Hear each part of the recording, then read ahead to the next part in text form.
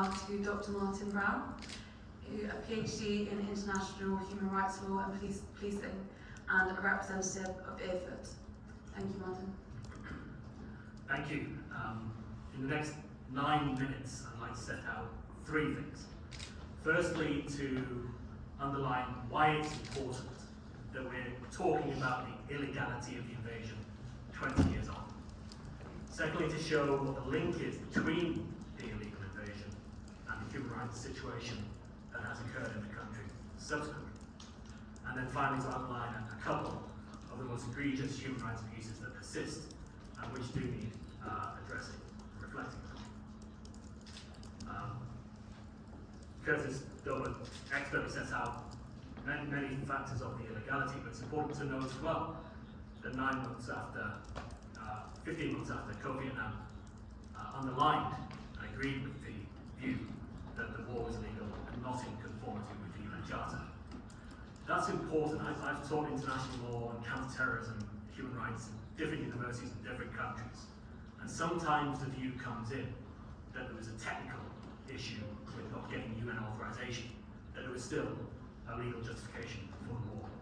But I think it's clear that every independent commission that's been carried out into the invasion has concluded there was no clear legal basis. That matters in part, but also the fog of war, the idea that they were just willing to ignore international law, also shows how the UK and USA-led coalitions willing to ignore key planning priorities when carrying out the invasion. There was an identification of 3 or 4 core risks, none of which identified that there was a risk of neighbouring countries to Iraq seeking to exert influence. Nobody identified clearly that there was a risk that Iran, in particular, would try and gain influence in the country and exploit whatever conflict would occur in the aftermath of the invasion. There were 10 military objectives for the invasion, and even on their own assessment, only a couple of those were ever achieved.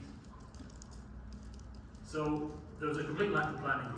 I sometimes try to say that, but that matters for what followed. These points were confirmed in an interesting discussion I had with a former UK MP, Rory Stewart, who at age 30 was given the job of running a government, Maysan government in Iraq. He was given the job primarily because he was the first diplomat to turn up at the office. And they said, essentially, here you go, you can try and run this government, working with the local population. And he said very clearly, it was clear to him early on that the people coming into the town, seeking to exert influence, bringing arms with them, were Iranian funded, Iranian backed. And it was very clear within months there was no hope of ever controlling that territory as an occupying power, displacing Iraqi structures of governance, seeking to control as Western Europeans a country they didn't know, understand, or really have any hope of ever finding the form of understanding and cooperation that we need to ensure healthy democratic governance in countries. So the clear winner of the invasion of Iraq was Iran. So mistakes compounded upon mistakes. An illegal invasion, an illegitimate occupying authority, an international conflict became a non-international conflict. That led to sectarian power struggles and ongoing disturbances that persist to this day. And suddenly those who are running the country are so busy addressing crises upon crises that accountability for addressing the rest of those causes gets lost. In terms of the human rights situation since, one key area that manifests arising out of the conflict between different sectarian groups with their linked armed militias has been the expansion and propagation of arbitrary detention, torture in detention centres, secret detentions, and enforced disappearances. On enforced disappearances, there are estimates of around 1 million people who've been disappeared since 2003. Iraq is a striking example of a country suffering from a plague of enforced disappearances. It's the second highest number of disappearances in the world. EFID and GSJ together with partner organisations in the region, have been able to document the names and the context for the disappearances of around 50,000 people in different governorates, in different places. Fallujah, Al-Sakwila, Al-Anbar. And just to give an example of the scale, in just 2015, in one province in Iraq, in 2015, we've been able to identify the names and circumstances of the disappearance of 2,400 people. And even today, thousands of disappearances are reported every year. Every year, more and more bodies are found in unidentified, unmarked graves. On arbitrary detention and torture, many of this has been well documented, not only by the occupying powers in Abu Ghraib and in other secret detention centres. Hundreds of secret detention centres have been operated throughout Iraq since 2003, with varying degrees of coercion and torture, depending on the suspected crimes of those detained. IFAD and GSJ have previously documented civilians who had no links to groups like ISIS being seized in the middle of the night from their family homes and beaten to a confession or beaten unconscious.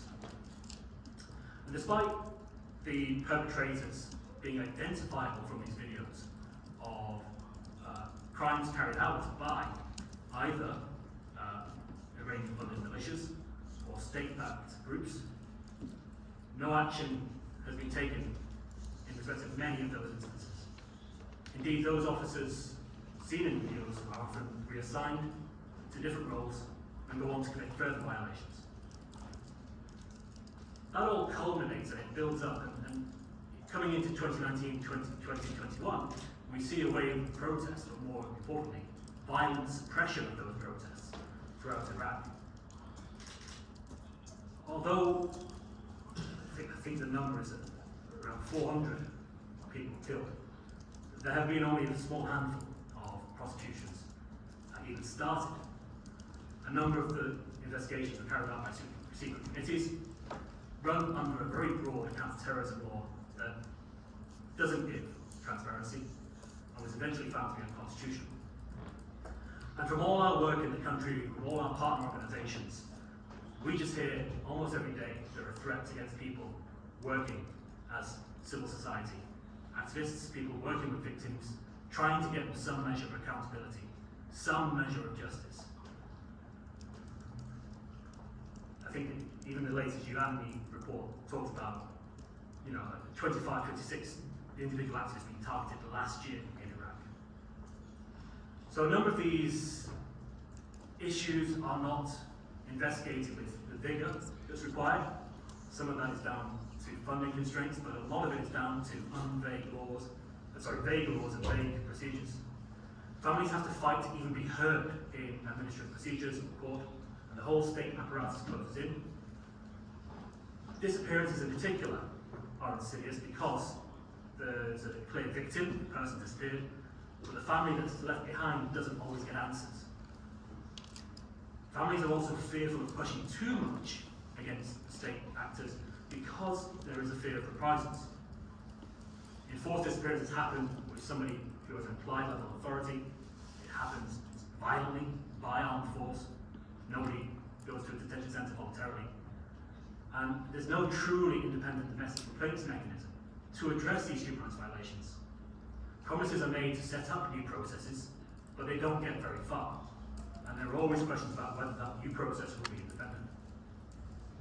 There's been no international commission of inquiry or fact-finding mission for Iraq, no special rapporteur.